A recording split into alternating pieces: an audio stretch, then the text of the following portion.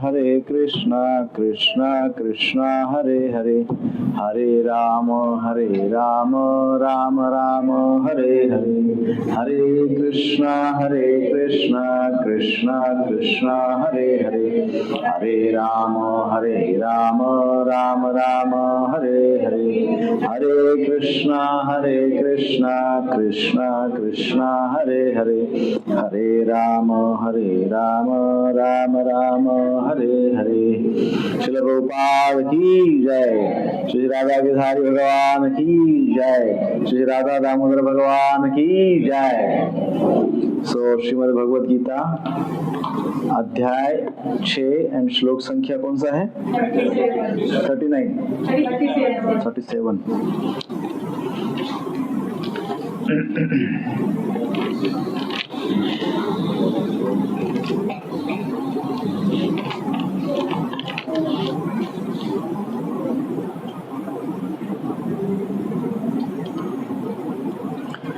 अर्जुन उवाच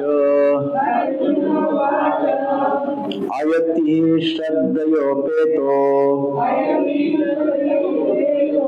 योगच्चलितमानसः अप्राप्य योग संसिद्धिम् कां गतिं कृष्ण गच्छति। अनुवाद और तात्पर्य श्रील प्रभुपाद जी के द्वारा। श्रील प्रभुपाद की जय।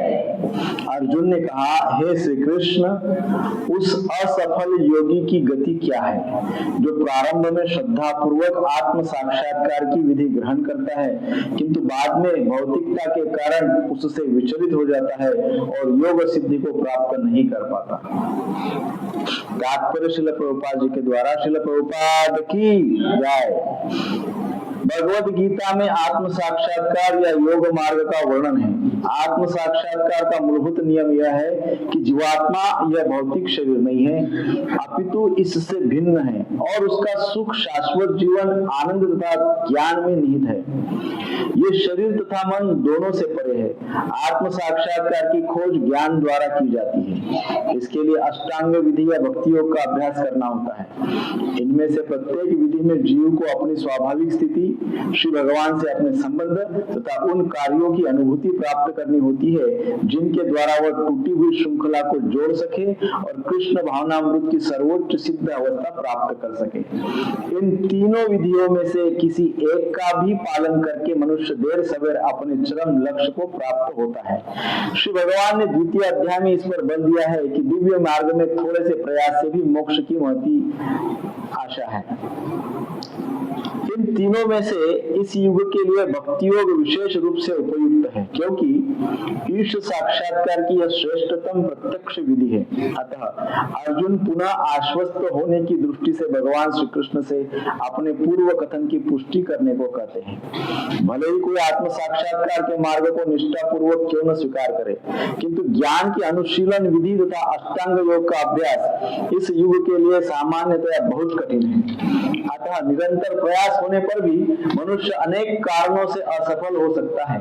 पहला कारण तो यह हो सकता है कि मनुष्य इस विधि का पालन करने में पर्याप्त सतर्क न रह पाए। दिव्य मार्ग का अनुसरण बहुत कुछ माया के ऊपर धावा बोलने जैसा है। फलतः जब भी मनुष्य माया के पाश से छूटना चाहता है तब वह विविध प्रलोभनों के द्वारा अभ्यासकर्ता को पराजित करना चाहती है। बद्धजीव पहले से इस प्रकृति के गुणों द्वारा मोहित रहता है और दिव्य अनुशासन का पालन करते समय भी उसके पुनः मोहित होने की संभावना बनी रहती है। यही योग चलित मानस अर्थात दिव्य पद से विचलन कहलाता है। अर्जुन आत्म साक्षात्कार के मार्ग से विचलन के प्रभाव के संबंध में जिज्ञासा करता है। ओम अज्ञानतिमिरान्धस्य ज्ञानाञ्जनशलाकया चक्षुरुन्मिलितं येन तस्मै श्री गुरुवे नमः। श्री चैतन्य मनोभीष्टं स्थापितं येन भूतले स्वयं रूप कदा मह्यं ददाति स्वपदान्तिकं वन्देऽहं श्रीगुरु श्रीयुतपदकमलं श्रीगुरोन् वैष्णवांश्च श्रीरूपं साग्रजातं सगण रघुनाथान्वितं तं सजीवं साद्वैतं सावधूतं परिजनसहितं कृष्ण चैतन्यदेवं श्रीराधा कृष्ण पादान् सगण ललिता श्रीविशाखान्वितंश्च हे कृष्ण करुणा सिन्धु दीनबन्धु जगत्पते गोपेश गोपिका कांत राधा कांत नमोस्तुते तप्त कांचन गौरांगी श्रीराधे वृंदावनेश्वरी वृषभानुसुते देवी प्रणमामि हरिप्रिये वाञ्छाकल्पतरुभ्यश्च कृपा सिन्धुभ्येव च पतितानां पावनेभ्यो वैष्णवेभ्यो नमो नमः। जय श्री कृष्ण चैतन्य प्रभु नित्यानंद श्री अद्वैत गदाधर श्रीवासादि गौर भक्त वृंद हरे कृष्णा कृष्णा कृष्णा हरे हरे हरे राम राम राम हरे हरे हरे कृष्णा कृष्णा हरे हरे हरे राम राम राम हरे हरे हरे कृष्णा कृष्णा कृष्णा हरे हरे हरे राम राम हरे हरे।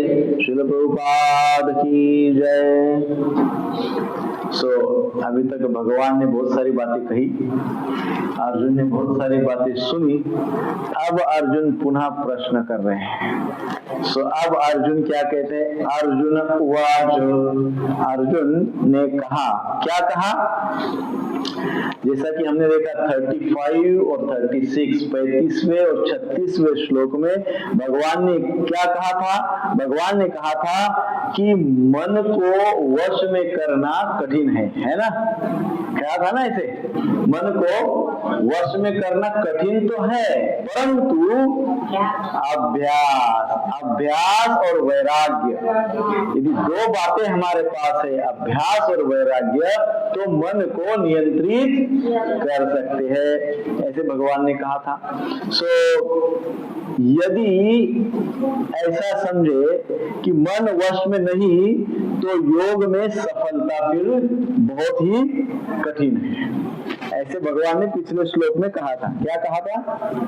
यदि मन वश में नहीं है तो योग में सफलता, साधना में सिद्धि, भक्ति में प्रगति नहीं हो सकती, ऐसे हमने पिछले श्लोक में देखा।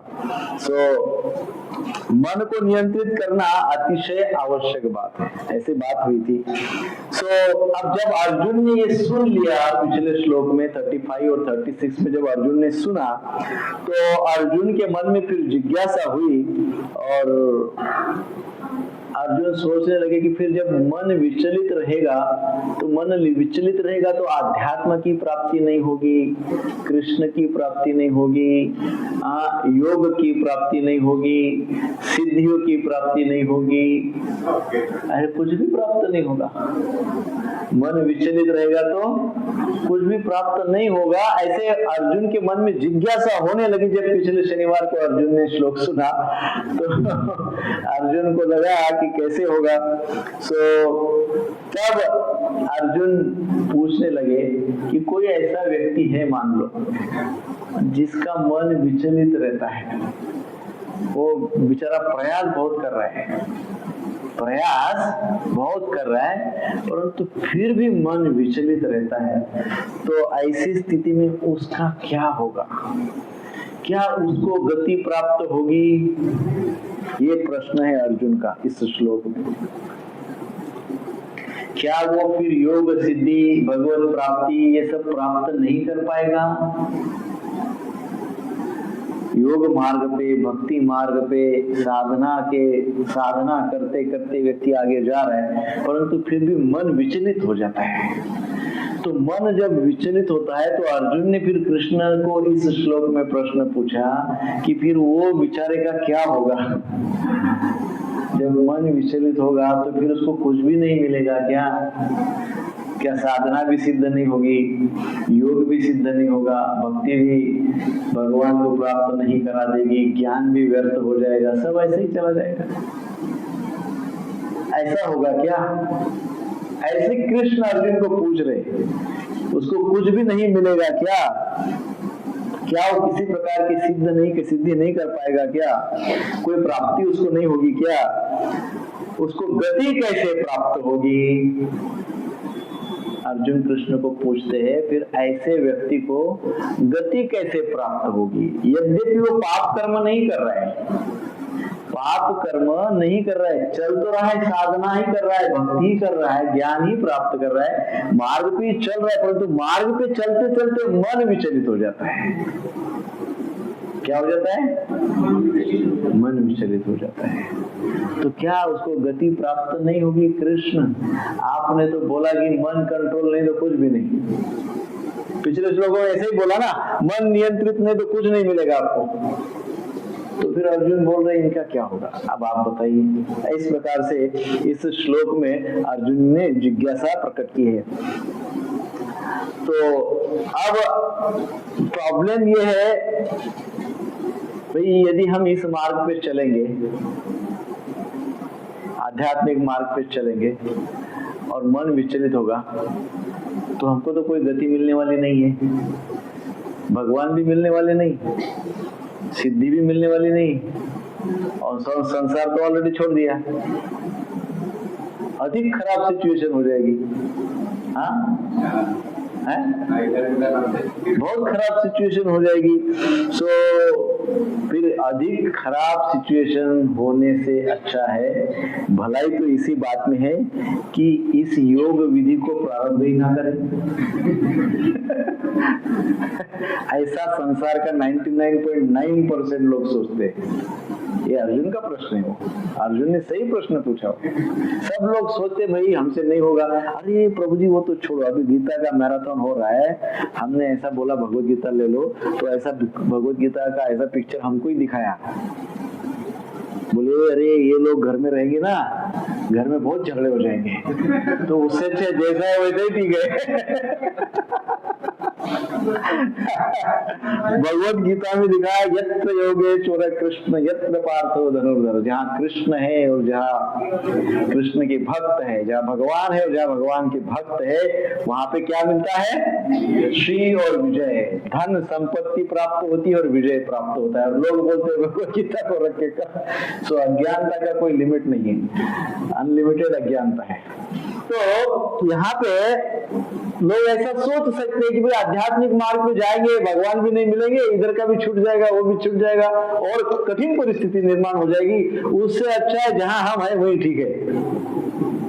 ऐसा संसार सोचता है। और अर्जुन ने बरोबर वैसे ही प्रश्न द्वापर युग में पूछ लिया था, है ना, ताकि कलयुग में हमको उसका उत्तर भगवत गीता में मिले और हम ऐसी बातें न करें, है ना। सो कई बार ऐसे होता है, हम बहुत सब कुछ संसार में इंद्रिय भोग के लिए, इंद्रिय तृप्ति के लिए बहुत कुछ दौड़ रहे, कितने साल से दौड़ रहे, बहुत साल से, जब से समझ में आते तब से दौड़ रहे संसार में, संसार के कार्यकलापों में लगे हैं फुल। अचानक कोई आया, बोला अरे भक्ति करो, अरे ऐसा योग साधना करो, ये करो, और अचानक रोक दिया अपने सारे भौतिक कार्यकलाप, भक्ति में आ गए, जप वगैरह शुरू करने लगे, सब करने लगे। और इतना सब करने के पश्चात मन कंट्रोल नहीं रहा, तो वो इंद्र वाली गड़बड़ नहीं हो जाएगी? फिर वो ब्रजवासी पूरा जीवन भर इंद्र की पूजा की है, हाँ, पूरा समय इंद्र की पूजा की। फिर कृष्ण ने बोला इनकी क्या पूजा करते हो, सारा तो कुछ आपको गिरिराज गोवर्धन देते हैं, उनकी पूजा करो। तो वो बोले ठीक है भाई, वो आध्यात्मिक मार्ग में लग जाते हैं, उनकी पूजा शुरू किया तो कितनी भयंकर परीक्षा हो गई उनकी। भयंकर परीक्षा हुई ना, इंद्र ने भयंकर बारिश बरसाई, तो लोग सोचते कोई देवी देवता हमसे रुष्ट हो जाएंगे, जबरदस्ती हमको परेशानी में डाल देंगे। उससे अच्छा इंद्र की पूजा कर रहे, वही करते रहते हैं। अर्थात संसार में लगे हुए हैं, आसक्त है, इंद्रिय भोग में लगे हुए हैं, उधर बुन करते रहे, दिन भर चेष्टा, भौतिक आसक्ति की चेष्टा करते रहते हैं, उसी में अच्छा है, वही करते रहते हैं। इस प्रकार से हम कंफ्यूज हैं। तो भगवान श्री कृष्ण को अर्जुन इस विषय पर स्पष्ट जानकारी देने को कहते हैं, इसलिए ऐसा प्रश्न पूछा है कि ताकि कृष्ण जो है इस विषय पे एकदम क्लियर स्पष्ट बात बताए कि भाई क्या है, मन विचलित हो जाएगा, आपने कहा नहीं होना चाहिए, हो जाएगा तो क्या होगा, तो जरूर है कि नहीं, मन होगा तो निश्चित ही। इसलिए इस श्लोक की प्रथम पंक्ति है, अयति ही श्रद्धया उपेतः योगतः चलित मानस। असफल योगी जो श्रद्धा से युक्त है परंतु योग से जिसका मन विचलित हो गया है, योग में जिसका मन वो क्या है, लेकिन कहा गया है पथभ्रष्ट योगी समझ लो, असफल योगी समझ लो, उसके पास श्रद्धा है, फेथ है, श्रद्धा है, परंतु बीच में मन चंचल हो जाता है। साधना है, श्रद्धा है, भाव है, सेवा है, इतना सब होते हुए भी कभी कभी मन विचलित हो जाता है, ऐसा यहाँ पे अर्थ है। श्रील प्रभुपाद जी योग पथ में एक उदाहरण देते हैं, योग पथ नामक ग्रंथ में प्रभुपाद जी कहते हैं, जैसे कोई विद्यार्थी है और वो विद्यार्थी विद्यालय में पढ़ रहा है, परंतु वो उस विद्यालय को छोड़ने के कारण बीच में क्या किया, किसी कारण से विद्यालय उसने स्कूल छोड़ दिया, तो स्कूल छोड़ दिया, स्कूल छोड़ने के कारण उसको डिग्री प्राप्त नहीं होगी क्या? नहीं होगी। स्कूल छोड़ दिया तो उसको डिग्री प्राप्त नहीं हुई। ऐसे योगी योग कर रहा है परंतु मन विचलित होते होते होते उसने सोचा जाने तो मन तो विचलित होता है, छोड़ दो इसको, छोड़ दिया तो उसको डिग्री प्राप्त नहीं हुई, अर्थात वो सच्चा योगी नहीं कहलाएगा, सच्चा भक्त नहीं कहलाएगा, है ना।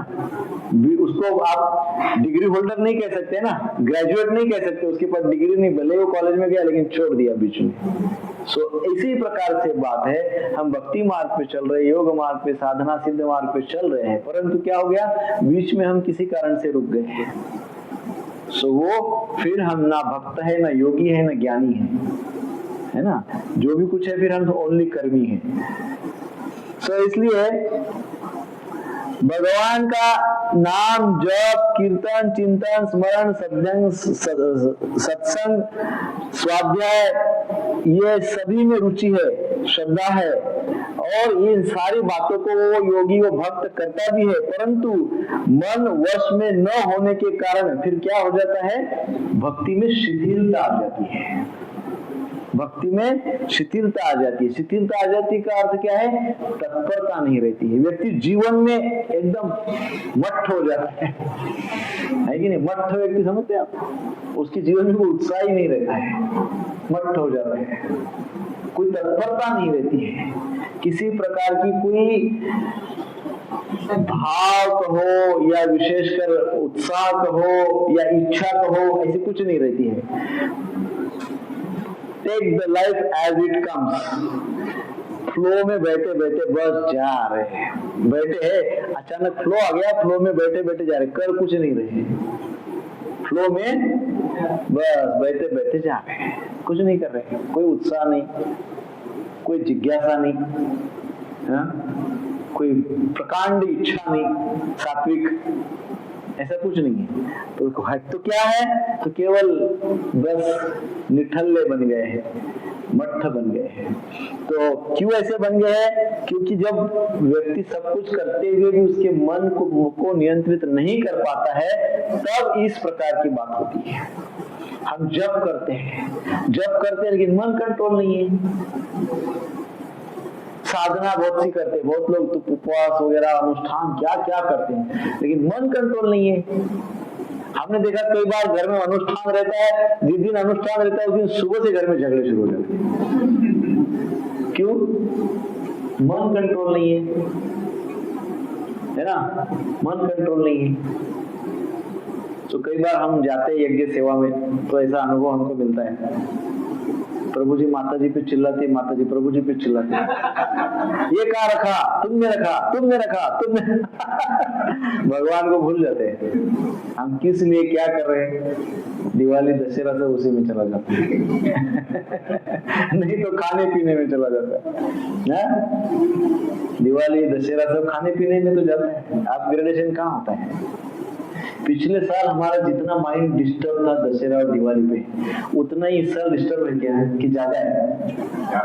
ज्यादा ही है ना, एवरी ईयर ज्यादा ही डिस्टर्ब होता है। परंतु दशहरा दिवाली इन सब का अर्थ क्या है? अपग्रेडेशन। एवरी फेस्टिवल, जितने भी महोत्सव होते हैं उन महोत्सव में क्या करना चाहिए? मन को नेक्स्ट लेवल पे ले जाना चाहिए, अपग्रेड करना चाहिए। इसी के लिए ये आते हैं, इसी के लिए महोत्सव आते हैं ना, अपग्रेडेशन के लिए। उसका नाम क्या है? महाउत्सव, महोत्सव, महाउत्सव। उत्सव अर्थात क्या? उत्साह, महाउत्साह होना चाहिए उस दिन। महाउत्साह, उत्साह ये डिवाइन क्वालिटी है। उत्साह क्या है? डिवाइन क्वालिटी है, दिव्य गुण है। उत्साह ऐसे जबरदस्ती आर्टिफिशियली नहीं लाया जा सकता, it's a divine quality, Divya गुण है।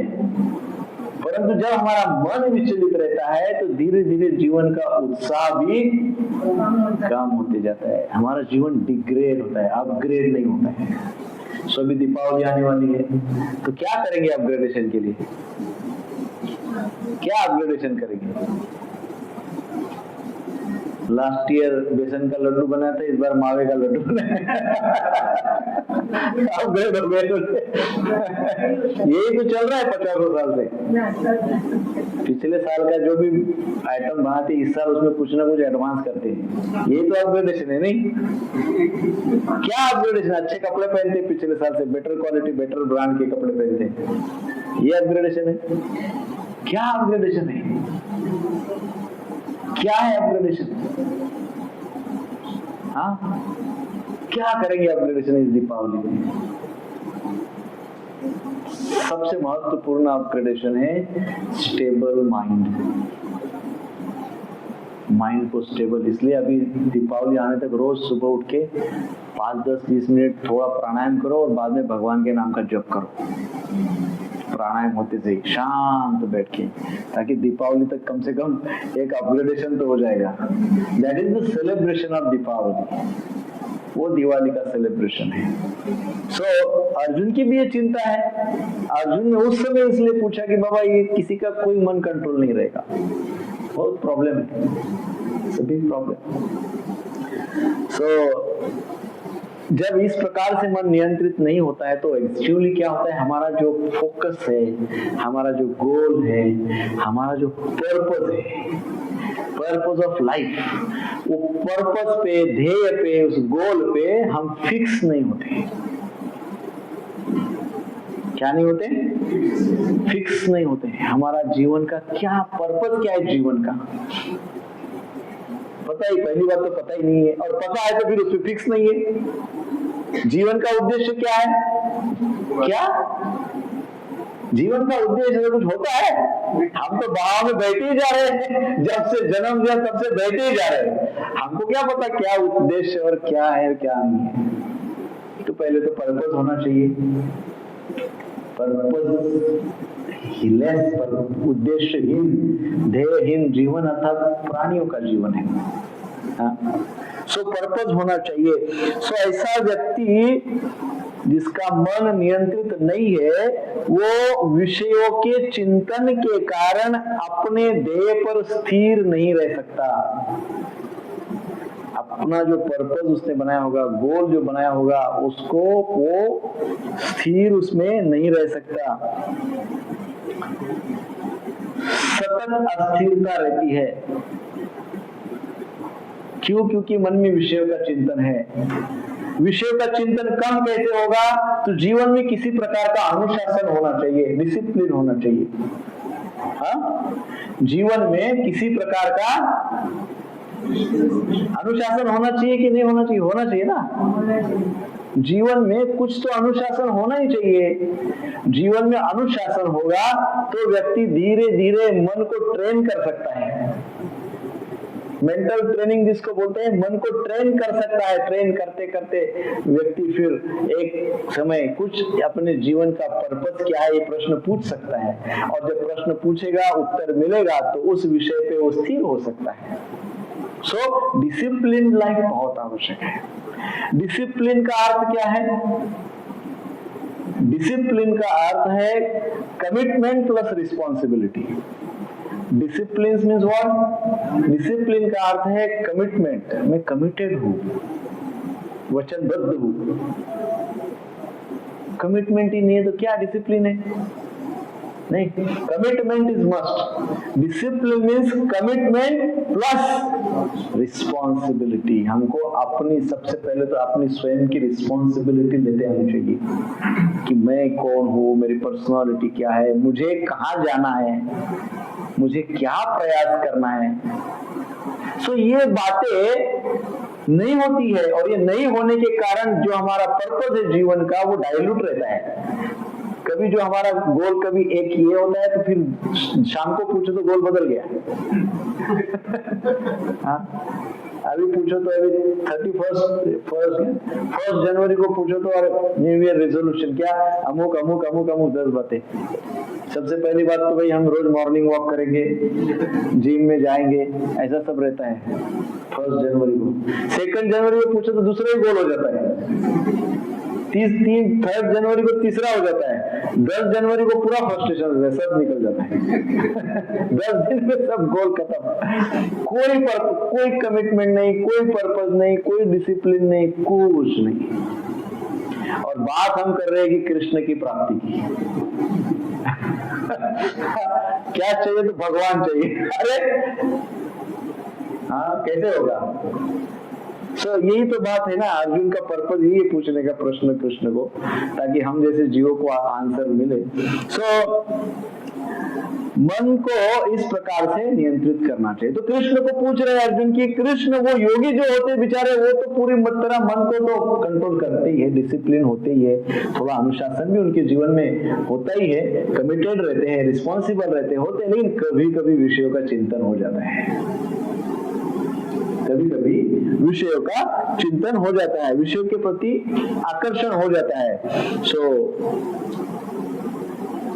लेकिन वो कैसा आकर्षण है? वो वैसा आकर्षण नहीं है जैसे जो भागवतम में अजामिल को हुआ था। वैसा आकर्षण नहीं रहता इनका। अजामिल तो देख के एकदम सब उसका छोड़ दिया उसने।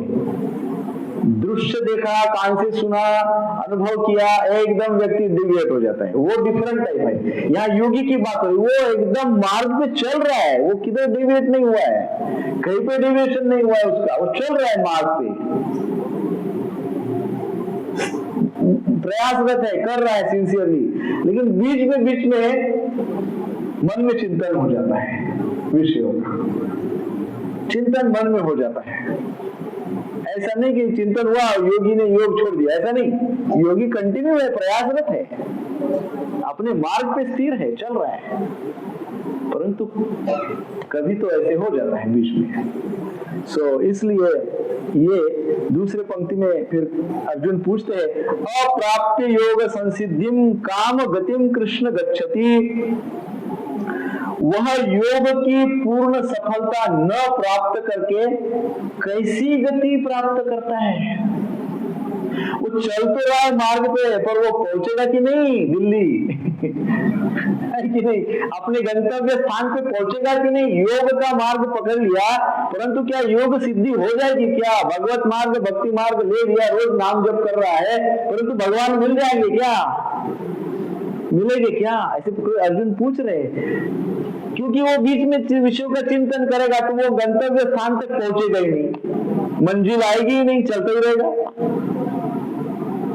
बीच में बहुत सुंदर गार्डन दिखेगा, वो गार्डन में बैठ जाएगा। वो गार्डन में सुंदर फूल है, सुगंध है, बहुत बड़ी सुंदरता है प्रकृति की, उसको लगेगा ये तो बहुत सुंदर है, यहीं बैठ जाओ। थोड़ी देर वहीं बैठ जाएगा। फिर वो जब वहां बैठ जाएगा तो भूल जाएगा कि उसको आगे कहीं जाना है वो थोड़ी देर के लिए भूल जाएगा, परंतु क्यों कि अनुशासन में था, अनुशासन में है, फिर उसको एकदम याद आएगा, अरे अरे अरे मैं बहुत टाइम पास किया, चलो चलो चलो चलो, फिर गार्डन से निकलेगा, फिर चला जाएगा, अपने मंजिल पे चलता रहेगा। लेकिन ये होगा, मन में विषयों का चिंतन होगा, चिंतन बहुत ज्यादा हुआ तो एक आध बार व्यक्ति के जीवन में शिथिलता आ जाएगी, जो शिथिलता की बात हो रही है, तत्परता नहीं रहेगी, शिथिल हो जाएगा, वो रुक जाएगा, जैसे जीवन, आध्यात्मिक जीवन मानो उसका रुक गया, ऐसी बात हो जाएगी। तो अर्जुन पूछ रहे फिर ऐसा होगा तो उसको गति कैसे प्राप्त होगी कृष्ण, ये प्रश्न बहुत महत्वपूर्ण है अर्जुन का।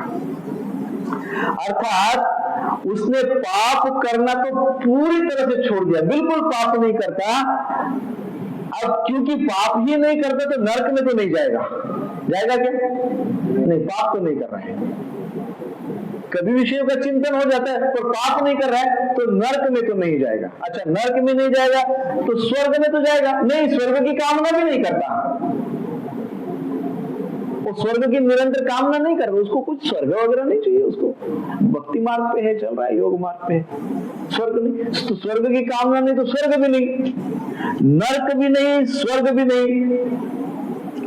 तो श्रद्धा पूर्वक योग साधना और भक्ति में लगा रहने से, भगवान का नाम नित्य जपने से, एकादशी का व्रत पालन करने से, सेवा करने से, श्रवण करने से और सिंसियरली भक्ति का मार्ग स्वीकारने से उसको पुनर्जन्म भी नहीं मिलेगा। अब उसको नरक भी नहीं मिलेगा, अब उसको स्वर्ग भी नहीं मिलेगा, अब उसको पुनर्जन्म भी नहीं मिलेगा, अब उसको मिलेगा क्या?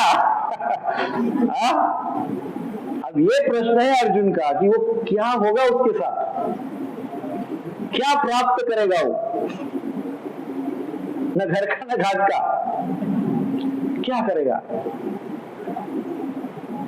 अच्छा, अर्जुन ने ये प्रश्न केवल ये एक ही श्लोक में नहीं पूछा, आगे 3 श्लोक यही बात है। अर्जुन चाहते कि कृष्ण इसका क्लियर उत्तर दे। अब हम सबकी यही सिचुएशन है कि नहीं, है कि नहीं? आप लोगों की नहीं होगी, मेरी तो है। क्योंकि ये मन में कोई विचार आ जाता है, मन में कभी कोई भी, बहुत भक्ति में 4 दिन, अभी कार्तिक मास है, कार्तिक मास अर्थात नियम सेवा मास। क्या है? कोई नियम का संकल्प करके पूरे महीना भर उस नियम का पालन करो, और जब ऐसा नियम पालन करते हैं तो इसको ऊर्जा व्रत कहते हैं। क्या कहते हैं? ऊर्जा व्रत। ऊर्जा तो इसमें ऊर्जा मिलती है, कौन सी ऊर्जा? आध्यात्मिक ऊर्जा मिलती है। कार्तिक मास में जितना ध्यान से जप करेंगे, सेवा करेंगे, मंदिर में श्रवण करेंगे, इस प्रकार से जितना अपने आप को आध्यात्मिकता में पूरी तरह से एनग्रॉस्ड, इन्वॉल्व रखेंगे, सम्मिलित रखेंगे, तो एक ऊर्जा का अनुभव होगा। किसका अनुभव होगा? क्योंकि ये ऊर्जा व्रत है, ऊर्जा, आध्यात्मिक ऊर्जा देने वाला व्रत है। अब कार्तिक मास में पूरा व्रत का पालन किया, ये नहीं खाएंगे, वो नहीं खाएंगे, ये करेंगे, वो करेंगे, ऐसा करेंगे। कार्तिक मास समाप्त हुआ और पहले ही दिन आया। पहले ही दिन कार्तिक और मार्गशीर्ष के पहले दिन क्या करते? जो कुछ भी महीना भर नहीं खाया पूरा एक ही दिन खा महीना भर डेली 64 माला किया, कार्तिक के पहले दिन एक भी माला जपने का बहुत हो गया। इसको कहते हैं डेविएशन, इसको कहते हैं विषयों का चिंतन। कार्तिक में जब हम ऐसा कर रहे हैं तो हमारा ध्यान मार्गशीर्ष के प्रतिपदा पे है कि नहीं, कि कब पूरा व्रत होगा, फिर मैं ये खाऊंगा, वो खाऊंगा, या कार्तिक में शुरू हो जाते कहीं तो या ये करूंगा, वो करूंगा, विषयों का चिंतन।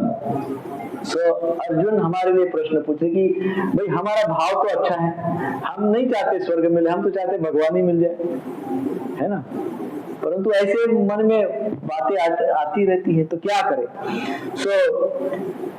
यहाँ पे इस श्लोक में अर्जुन ने प्रश्न किया है, अप्राप्य योग संसिद्धिम काम गतिम कृष्ण गच्छति। यहाँ पे विशेष शब्द हमने कहा था, प्रत्येक श्लोक में भगवान का जो नाम है और अर्जुन का जो नाम है, उस श्लोक के परिप्रेक्ष्य में उस नाम का बड़ा महत्व है। यहाँ पे भगवान का नाम अर्जुन ने कृष्ण कहा। आपने पूर्व में देखा मधुसूदन कहा है ना, बहुत सारे भिन्न भिन्न, माधव कहा है, अनेक प्रकार के नाम कहे। इसने क्या कहा है इस श्लोक में? कृष्ण। इस श्लोक में कृष्ण कहा है। कृष्ण के नाम से संबोधन करने का क्या उद्देश्य है? कृष्ण इस नाम का अर्थ क्या है? कृष्ण नाम का अर्थ है सर्वकर्षति इति कृष्ण, सारे जीवों को आकर्षित करने वाला, सारे जीवों को खींचने वाला, अपनी ओर खींचता है, वो कृष्ण। कृष्ण क्या करता है? जीव को अपनी ओर कृष्ण क्या करते हैं? खींचते हैं। ये कृष्ण का नाम का अर्थ है। अब अर्जुन इसीलिए तो कृष्ण बोले ना, तो कृष्ण बोल के अर्जुन ये कहना चाहते हैं, अर्जुन बोलना चाहते हैं कि हे कृष्ण, जो लोग भक्ति में, योग में विचलित हो जाते हैं, भक्ति मार्ग पे जिनका मन डेविएट हो जाता है या थोड़ी देर के लिए विषयों के संपर्क में आ जाता है, परंतु है तो भक्त, है तो योगी, ऐसे लोगों को आप कहां खींचोगे? इसलिए कृष्ण कहा, इनको कहां खींचोगे आप? आपका काम खींचना है। इनको कैसे अट्रैक्ट करोगे आप? इनको कैसे खींचोगे आप? क्योंकि आप कृष्ण हो, आप तो सबको खींचते हो। इनको कैसे खींचोगे? कहां पे खींचोगे? कौन सी दिशा में खींचोगे? ये अर्जुन का तात्पर्य कृष्ण कहने के पीछे। कौन सी गति देंगे? कृष्ण को पूछ रहे, कौन सी गति देंगे? जब अर्जुन जैसा भक्त कृष्ण को ऐसा प्रश्न पूछते हैं, तो उसका जो आंतरिक अर्थ होता है, आंतरिक अर्थ होता है कि हे कृष्ण, आप ही तो अल्टीमेटली रक्षा करने वाले हैं। आप कहां खींचोगे? मतलब आप ही को तो खींचना है। आप कैसे आकर्षित करोगे? आप ही को तो उसको आकर्षित करना है। तो इस प्रकार से अर्जुन का भाव है। अर्जुन ने कृष्ण को ही चुना और कृष्ण को ही प्रश्न पूछा और कृष्ण को ही गुरु बनाया, क्योंकि अर्जुन को पता है कृष्ण ही सब कुछ है, कृष्ण ही उत्तर दे सकते हैं और कृष्ण ही भगवान है, और वो कुछ ना कुछ तो जरूर करेंगे, कुछ तो कृष्ण करेंगे।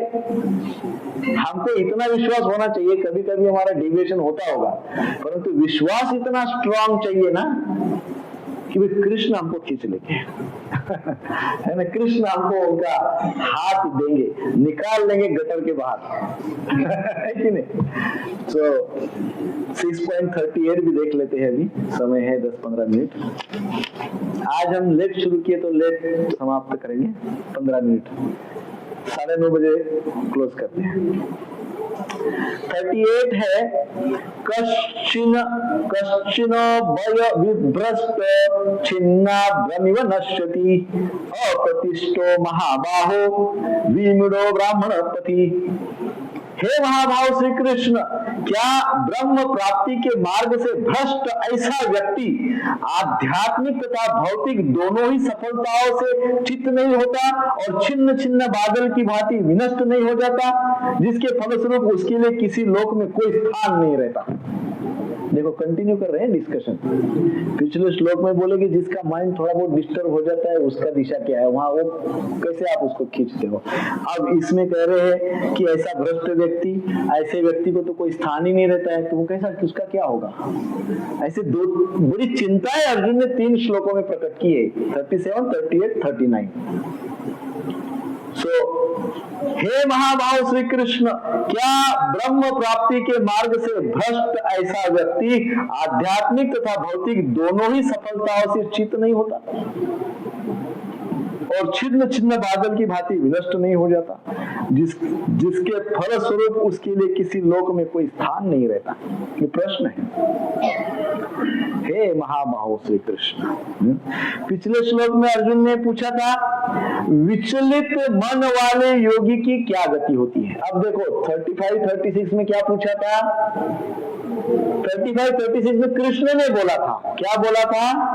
कृष्ण ने बोला था कि वास्तव में अर्जुन आप जो कह रहे हो ना बात सही है, मन को कंट्रोल करना आसान बात नहीं है। आप कितना भी वो क्या बोलते हैं पॉजिटिव, क्या बोलते हैं उसको, पॉजिटिव, थिंक पॉजिटिव, कितना भी थिंक पॉजिटिव करिए, क्या बोलते हैं उसको, बोलते हैं शब्द है मैं भूल गया,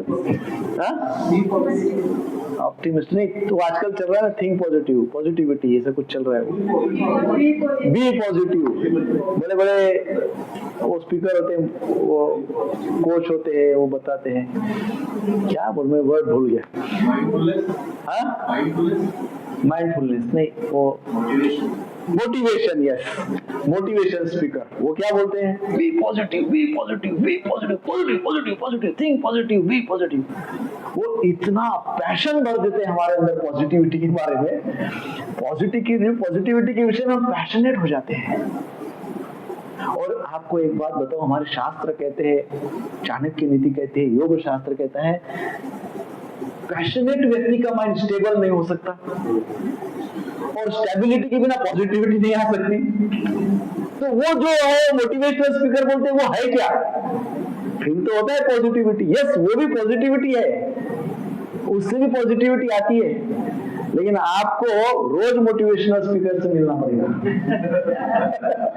रोज मोटिवेशन, रोज किसी का मोटिवेशन, कोई मोटिवेशनल स्पीकर चाहिए रहेगा। आप 8 दिन उन मोटिवेशनल स्पीकर को छोड़ दो, सारा जीरो हो जाएगा, सब मोटिवेशन जीरो। क्यों जीरो हो जाएगा? What is the base of that motivation? Passion. क्या है? पैशन। मोटिवेशन का बेस क्या होना चाहिए? स्पिरिचुअलिटी, आध्यात्म, स्टेबिलिटी, है ना, स्टेबिलिटी होनी चाहिए मोटिवेशन का बेस। सो इसलिए हमने देखा कि अर्जुन ने बोला कि ऐसे है कृष्ण ने बोला कि कृष्ण अर्जुन आपकी बात सही है, मन को कठिन है कंट्रोल करना, कितना भी मोटिवेशनल स्पीकर से आप सुन लो, मन कंट्रोल। देखो अर्जुन बोल रहा है कि कृष्ण नहीं हो सकता है कंट्रोल। ये अर्जुन स्वयं में कितना बड़ा लीडर था, मोटिवेशन, हजारों मोटिवेशनल स्पीकर का उसको ज्ञान था परंतु अर्जुन भी बोला ये नहीं हो सकता, माइंड कंट्रोल, हवा को रोक दूंगा माइंड कंट्रोल नहीं हो सकता। भगवान बोले हो सकता है, डेफिनेटली डिफिकल्ट है, असंभव है, कठिन है, सब कुछ है, परंतु हो सकता है। कैसे हो सकता है? जो अभ्यास करेगा और जो डेविएट नहीं होगा, वैराग्य, अटैच रहेगा, अभ्यास करेगा, और तो उसका माइंड उसके नियंत्रण में होगा। फिर अर्जुन कहते लेकिन ये तो बहुत मुश्किल है, जिसका और किसी का अभ्यास और वैराग्य नहीं होगा उसके पास, उसका तो माइंड कंट्रोल नहीं होगा, तो फिर उसका क्या होगा? तो उसका पूर्व के श्लोक में पूछा उसका गति क्या होगा, ऐसा प्रश्न पूछा, योगी की गति क्या होती है। तो जब ये प्रश्न अर्जुन ने पूछा कि योगी की, भक्त की गति क्या होगी जो डेविएट होते रहता है, तो ये प्रश्न पूछते ही पूछते उनके अंदर और एक जिज्ञासा हो गई। वो प्रश्न पूछते पूछते दूसरी जिज्ञासा हो गई। वो क्या है?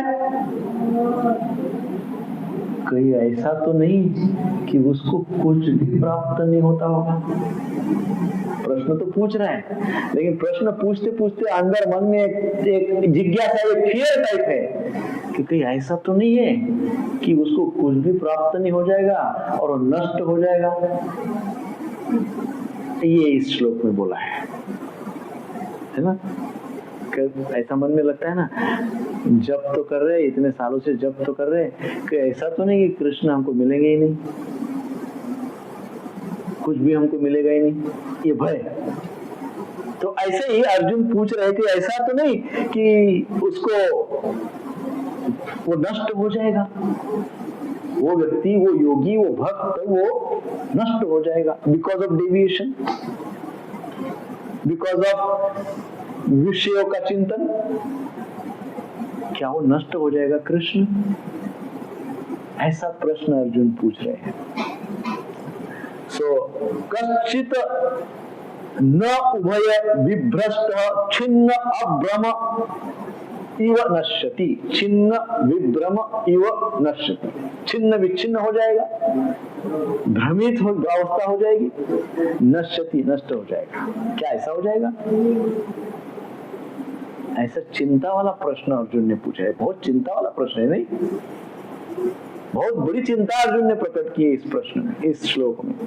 तो कहीं वह उभय भ्रष्ट होकर छिन्न छिन्न बादल की तरह नष्ट तो नहीं हो जाता है?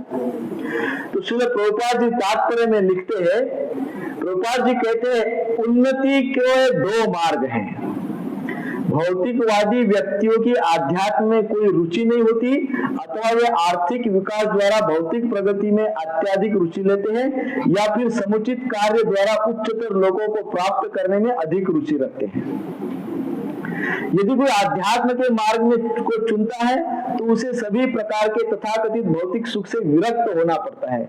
यदि महत्वाकांक्षी ब्रह्मवादी असफल होता है तो वह दोनों ओर से जाता है।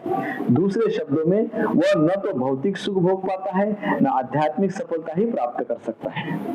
हाँ, अर्थात व्यक्ति जब ऐसे चिंतन करते रहता है, भौतिक चिंतन, विषयों का चिंतन करते रहता है, आध्यात्मिक मार्ग पे चलते रहता है, परंतु उसको कभी कभी जीवन में वो माठ बन जाता है, निठल्ला बन जाता है, और एकदम कोई तत्परता उसके जीवन में नहीं रहती है। फिर धीरे धीरे आगे जाके वो मोह में फंस जाता है। फिर धीरे धीरे क्या ऐसा तो नहीं होगा कि वो नष्ट हो जाता है? तो प्रभुपाद जी कहते हैं कि कभी ऐसा तो ना हो, ऐसा भी नहीं सोचना चाहिए कि वो ये भी गया वो भी गया, आध्यात्म भी गया और भौतिकवादी संसार भी गया, है ना? So neither security of material world nor the strength of spiritual enlightenment. भौतिक जगत की सिक्योरिटी भी चली गई क्योंकि कुछ भौतिकता में कुछ नहीं किया, और आध्यात्मिकता का स्पिरिचुअल एनलाइटनमेंट अर्थात साक्षात्कार, भगवान का साक्षात्कार भी खो दिया, और भौतिक सुरक्षा अर्थात अन्न वस्त्र निवारा भी खो दिया, और भगवान का साक्षात्कार भी खो दिया। कहीं ऐसा तो नहीं होगा?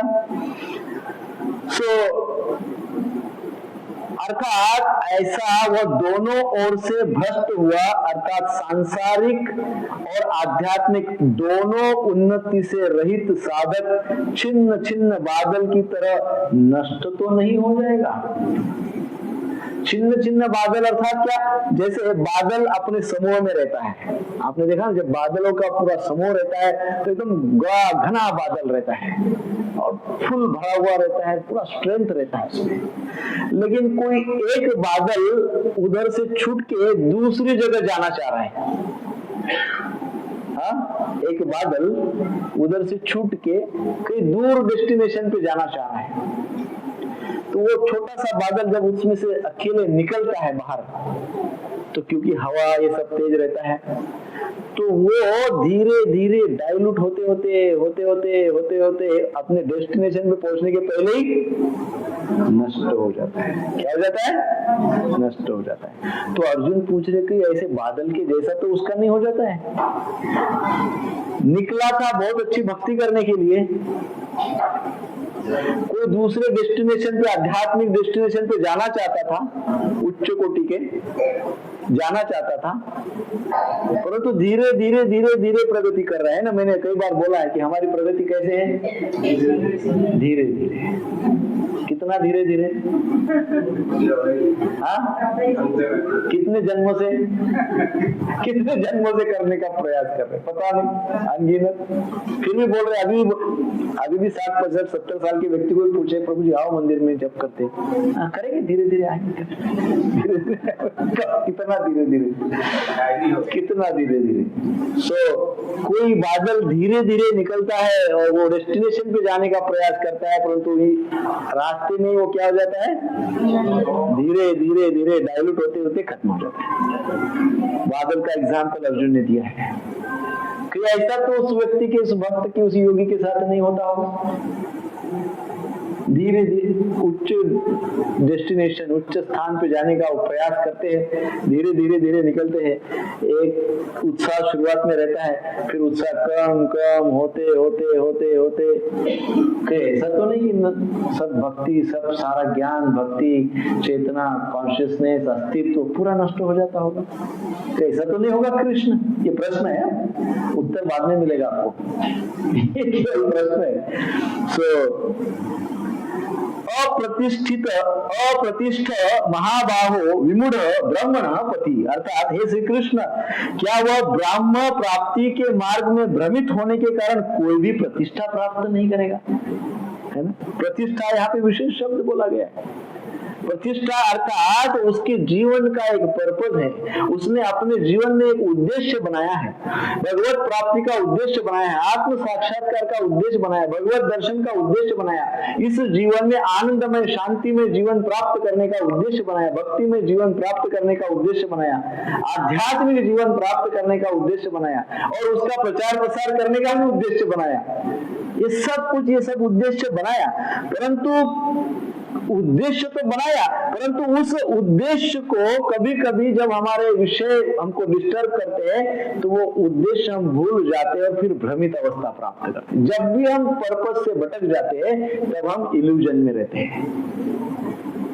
Whenever we deviate from the purpose of life, definitely we are into illusion. Purpose से डिविएट हो गए, भ्रमित हो गए। यहाँ पे अर्जुन पूछ रहे हैं कि हे श्री कृष्ण, क्या वह ब्रह्म प्राप्ति के मार्ग में भ्रमित होने के कारण कोई प्रतिष्ठा प्राप्त है? अब देखिए, कोई व्यक्ति का कोई जीवन का उद्देश्य है और वो उद्देश्य उसने प्राप्त नहीं किया तो क्या वो प्रतिष्ठित माना जाएगा? और उद्देश्य प्राप्त किया तो सब बोलेंगे ये उद्देश्य प्राप्त की, वो प्रतिष्ठा मिलेगी नहीं मिलेगी? ऐसा अर्जुन प्रश्न पूछ रहे हैं। और यहाँ पे भी भगवान के लिए बहुत अच्छा शब्द प्रयोग अर्जुन ने किया है, महाबाहो कहा है। अर्जुन ने क्या कहा? महाबाहो। महाबाहो अर्थात जिनकी भुजाएं अत्यंत विशाल है और एकदम मजबूत है, बहुत विशाल है और मजबूत है, अब बलिष्ठ है। अर्जुन ने क्यों महाबाहो कहा होगा? अर्जुन का अर्थ क्या है मन में महाबाहो बोलने का? अर्जुन क्या बोलना चाहते हैं? अर्जुन कहना चाहते हैं, हे कृष्ण, आपकी भुजाएं इतनी अत्यंत विशाल है कि जो व्यक्ति इस प्रकार से किसी कोई भी आश्रय प्राप्त नहीं कर पाता है, जो डेविएट होके ऐसी गलित गात्र अवस्था में प्राप्त करता है, एकदम प्रचंड निर्बल दुर्बल अवस्था प्राप्त करता है डेविएट होने के कारण। हे कृष्ण, हे महाबाहो, आपकी भुजाएं अत्यंत विशाल और बलिष्ठ है, आप अपनी भुजाएं उस तक पहुंचाना और उसको अपनी ओर खींच लेना। इसलिए अर्जुन ने यहाँ पे कृष्ण को महाबाहो कहा, और पहले कृष्ण को कृष्ण कहा। पहले प्रश्न में कृष्ण कहा कि वो कौन सी दिशा में जाएंगे, वो कहाँ जाएंगे, तो कृष्ण आपको आकर्षण करने वाले हैं, उनको आकर्षित कर लेना, उनको खींच लेना अपनी ओर। अब कैसे खींच लेना? कैसे खींच लेना? प्रश्न दूसरा भी है, तो प्रश्न में उत्तर है। अर्जुन कह रहे हैं कि अपनी बाहें आपकी तो बहुत विशाल है, अपनी हाथ उन तक फैलाना और अपनी हाथों से उनको खींच लेना कृष्ण, ये आप कर सकते हैं। इसलिए यहाँ पे क्या कहते हैं? महाबाहो। अतः प्रश्न तो है, परंतु वो उत्तर भी उनको अपेक्षित है कि यही उत्तर होगा, क्योंकि कृष्ण ही सब कर सकते हैं, है ना? जो योगी पहले आपकी प्राप्ति में श्रद्धा रखता परंतु फिर उसका मन विचलित हो गया, तो आप क्या करते हैं कृष्ण? जैसे आपने पूर्व में आपकी लीलाओं में अनेक बार भक्तों को आश्रय दिया है, आपने एक बार आपकी भुजा की केवल एक अंगुष्ठी, एक अंगुली ऐसी उठाई गिरिराज को लेकर, इतने सारे भक्तों का रक्षण कर लिया। आप क्या करते हैं, आप अपनी लंबी भुजाओं से ऐसे जो विचलित हुए हैं भक्त, आप उनका रक्षण क्यों नहीं करेंगे? प्रश्न ये है, ऐसा प्रश्न क्या है? अपनी लंबी और बलिष्ठ भुजाओं द्वारा आप उन भक्तों का, उन योगियों का रक्षण क्यों नहीं करेंगे कृष्ण? एक्चुअली ये प्रश्न है। अभी उत्तर भी बहुत सुंदर आगे देंगे भगवान। यहाँ बिल्व मंगल ठाकुर जी का गोविंद दामोदर स्तोत्र है।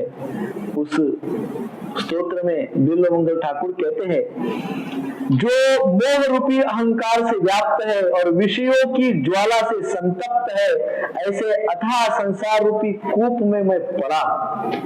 ये संसार एक बड़ा भयंकर घना अंधेरा कुआं है, उस कुएं में मैं पड़ा हूं। हे गोविंद, हे दामोदर, हे माधव, मुझे अपने हाथ का सहारा दीजिए। गोविंद दामोदर माधव देती। इस श्लोक में भी अर्जुन यही बात कह रहे हैं, प्रश्न के रूप में कह रहे हैं कि आप क्यों नहीं देंगे सहारा। विमुड़ो ब्राह्मण पथि, अर्थात ब्रह्म की प्राप्ति के मार्ग में माया के द्वारा जीव को भ्रमित कर दिया गया है। ये तो हम कई बार देखते हैं कि जीव, यहाँ पे विमुड़ कहा गया है। विमुड़ अर्थात विशेष मूढ़, विशेष मूढ़ अगर विशेष मूर्ख है, स्पेशल स्टूपिड क्या बोल सकते, विशेष मूर्ख, विमुड़। कैसे विमुड़ हो गया जीव? माया के द्वारा जीव विमुड़ हो गया है। जैसे हिरण गर्मी के दिनों में डेजर्ट में, मरुभूमि में घूमती है, दौड़ती है, बहुत ज्यादा दौड़ती है। क्यों दौड़ती है? क्योंकि वो जो मिराज, जो क्या कहते हैं हिंदी में उसको, मृग मरीचिका, तो उसको देखकर हिरण को लगता है ये तो जल है, तो पानी है। दौड़ती है, दौड़ती है, दौड़ती है, दौड़ती है, दौड़ती है, परंतु पानी तो मिलता ही नहीं है, वो विमुड़ता है। ऐसा ही जीव संसार रूपी डेजर्ट में तो सोचता है यहाँ सुख, आनंद, शांति मिलेगी, दौड़ता है, दौड़ता है, दौड़ता है, आनंद और शांति के लिए मिलती है। फिर सोचता है पैसा, धन अर्जित करता हूँ, धन में खूब शांति मिलेगी, खूब आनंद मिलेगा। धन मिल जाता है, अब धन को प्रोटेक्ट करने के चक्कर में शांति खत्म हो जाती है। बहुत सारा धन मिल गया, अब इसको मेंटेन रखना है, कोई छीन के नहीं ले जाना चाहिए, तो उसको मेंटेन करने के लिए पूरी शांति बंद हो जाती है। कुछ कोई भी है, बहुत ज्ञान प्राप्त किया, आनंद और शांति मिलेगी? नहीं मिलेगी। ज्ञान के साथ अहंकार आ जाता है, वो अहंकार शांत नहीं रहने देता, वेरी डिफिकल्ट। इसलिए इसको विमूढ़ कहा गया। ये विशेष प्रकार की मूर्खता है क्योंकि कलियुग का विशेष धर्म है हरे नाम, हरे नाम, हरे नाम ही वो केवलम कलो, नास्ते व नास्ते व नास्ते व गतिरन्य था। समर्पित भाव से भगवान के साथ अपना संबंध बनाओ, भगवान का नाम उच्चारण करके। और कैसा संबंध बनाओ? एकदम गाढ़ा, स्टेबल रिलेशनशिप, अनस्टेबल रिलेशनशिप नहीं, स्टेबल रिलेशनशिप बनाओ भगवान के साथ। सिंपल बात है। ऐसा स्टेबल रिलेशनशिप जब होगा तब शांति मृच्छति। भगवान कहते जो मेरे साथ अच्छा संबंध बनाएगा, जो मुझे अच्छे से जान लेगा, उसको शांति प्राप्त हो जाएगी। इतना सिंपल है, इतना सिंपल है। परंतु वो simplicity is very difficult in Kaliyuga, है ना। Simplicity is very difficult in Kaliyuga. जो सिंपल बातें हैं वो बहुत मुश्किल लगती है। और कहा जाएगा कि भाई 108 यज्ञों का अनुष्ठान करना है, हाँ बिल्कुल करेंगे, पूरा बड़े बड़े अनुष्ठान करने के लिए तैयार हो जाते हैं। बड़ा तामझाम होगा तो बहुत अच्छा लगेगा, सिंपल होगा तो नहीं। सो सिंपलिसिटी फॉलो करना भी बहुत डिफिकल्ट है कि नहीं। बोलने के लिए सिंपलिसिटी है, लेकिन फॉलो करने के लिए, आचरण में लाने के लिए बहुत कठिन है। और इसीलिए जीव की इस अवस्था को इस श्लोक में विशेष प्रकार की मूर्खता बताई। साधारण मूर्ख नहीं है जीव कैसा मूर्ख है? स्पेशल मूर्ख है, विशेष विमूढ़, विशेष मूर्ख है ना। तो इस प्रकार से हम अपने आप को बचा सकते हैं। ये जो विषयों का चिंतन है, जो डेविएशंस है, ये माया में, भ्रम में रहने वाली बातें हैं, इनसे अलर्ट हो जाना चाहिए। और कभी कभी भक्ति में मार्ग में चलते चलते कभी निरुत्साह आ जाता है, डलनेस आ जाता है, ऐसा सब होता है। तो भक्ति को और आध्यात्म को, आध्यात्मिक कार्यकलापों को, श्रवण को, चैंटिंग को, साधना को और बढ़ाना चाहिए। जब भी उदासीन लगता है, जब भी स्टीरियोटाइप लगता है कि ये मेरी भक्ति तो स्टीरियोटाइप हो रही है, तब क्या करना चाहिए? उच्च कोटि का एसोसिएशन लेना चाहिए। जिस भक्त की नाम रुचि है वैसे भक्त का संग करना चाहिए। जिस भक्त को शास्त्र का ज्ञान है ऐसे भक्त का संग करना चाहिए। उनको प्रश्न पूछने चाहिए, उनको फॉलो अप्लाई, प्रश्न केवल नहीं पूछना चाहिए, प्रश्न पूछ के उसको उत्तर को अप्लाई करना चाहिए। तो जीवन की जो डलनेस है, निरुत्साह है, वो समाप्त हो जाएगा और फिर पूरे उत्साह के साथ पुनः हम अपने भक्ति मार्ग पे चलते रहेंगे। सो ऐसा प्रश्न है। आगे के श्लोक में भी मैं 2 मिनट में आगे का श्लोक पढ़ता हूँ। एतन्मे संशयम कृष्ण छेतुर्मर्हस्य शेषतः त्वदन्य संशयस्यास्य चेता न उपपद्यते। हे श्री कृष्ण, यही मेरा संदेह है और मैं आपसे इसे पूर्णतया दूर करने की प्रार्थना कर रहा हूँ। आपके अतिरिक्त अन्य कोई ऐसा नहीं है जो इस संदेह को नष्ट कर सके। तीसरे श्लोक में प्रार्थना की कृष्ण ने 39 में। क्यों कृष्ण को प्रार्थना की? क्यों कृष्ण को कहा कि ऐसा आपके अतिरिक्त अन्य कोई ऐसा नहीं है? त्वद अन्य संशय स्यास्य, इसमें संशय नहीं कि आपके व्यतिरिक्त दूसरे संसार में ऐसा कोई है ही नहीं जो मुझे परफेक्ट उत्तर दे सके, क्योंकि आप स्वयं क्या हो? पूर्ण हो, परफेक्ट हो। तो आपसे आने वाला उत्तर भी कैसा होगा? परफेक्ट होगा। और दूसरी बात है त्रिकालदर्शी हो कृष्णा। आप क्या हो? आप भूत भी जानते हो, वर्तमान भी जानते हो, भविष्य भी जानते हो, इसलिए मेरे प्रश्न का उत्तर आप बहुत अच्छी तरह से देखें। और एक महत्वपूर्ण बात बताइए कि आप, प्रभुपाद जी ने तात्पर्य में बताइए कि भगवान रिलेशनशिप को महत्व देते हैं। भगवान किसको महत्व देते हैं? क्योंकि कृष्ण को बोले थे, क्या बोले थे? आप मेरे भक्तों में सखा च इति। आप भक्त तो हुई, आप मेरे सखा भी हो। सखा हो, you are my friend. So relationship is very important. So relationship के लिए 2 चाहिए ना, कि 1 चाहिए? 2 लोग चाहिए ना। सो इसलिए एक भक्त और एक भगवान। प्रभुपाद जी वो इस तात्पर्य में समझाते हैं कि प्रारंभ में भगवान ने कहा कि सारे जीव व्यष्टि रूप में भूतकाल में भी विद्यमान थे, वर्तमान में भी विद्यमान है और भविष्य में भी विद्यमान रहेंगे। व्यष्टि जीव अर्थात इंडिविजुअल सोल। कृष्ण उनको, कृष्ण का ही रूप है, कृष्ण का ही अंश है, इंडिविजुअल सोल। और अपने ही अंश के साथ भगवान रिलेशनशिप एंजॉय करते हैं और अपने ही अंश के साथ भगवान, क्योंकि वो परमात्मा है, उस अंशात्मक जीव की वह परमात्मा है, परम पिता है, तो इसलिए वो जो उत्तर देगा कैसा उत्तर होगा? सारे जीवों का कल्याण करने वाला उत्तर होगा प्रभु जी। केवल अर्जुन का कल्याण करने वाला नहीं, सभी जीवों का कल्याण करने वाला, सभी के माइंड को स्टेबल करने वाला उत्तर होगा। नहीं तो कई लोग सोचेंगे तो अर्जुन के माइंड की बात हो रही है, अर्जुन जाने कृष्ण जाने, हमको क्या करने हम तो एसी में बैठे ठंडा एकदम आराम। अर्जुन तो उधर युद्ध भूमि में था, उसको युद्ध करना था, उसके सामने जीवन मरण का प्रश्न था, तो इसलिए वो सब कुछ हमको क्या है। नहीं, इस श्लोक से ये पता होता है कि क्योंकि भगवान सारे जीवों के साथ संबंध रखते हैं और इसलिए सारे जीवों से अपेक्षाएं रखते हैं और सारे जीवों का कल्याण ही सोचते हैं और इसलिए सारे जीवों के लिए जो उत्तर कल्याणकारी होगा वही उत्तर कृष्ण देंगे और वो उत्तर भगवान आगे के श्लोक से देने वाले हैं। श्लोक संख्या 40। हरे कृष्ण कृष्ण कृष्ण हरे हरे, हरे राम राम राम हरे हरे। श्रील प्रभुपाद की जय। अभी 2 मिनट में समराइज करिए। Take home point.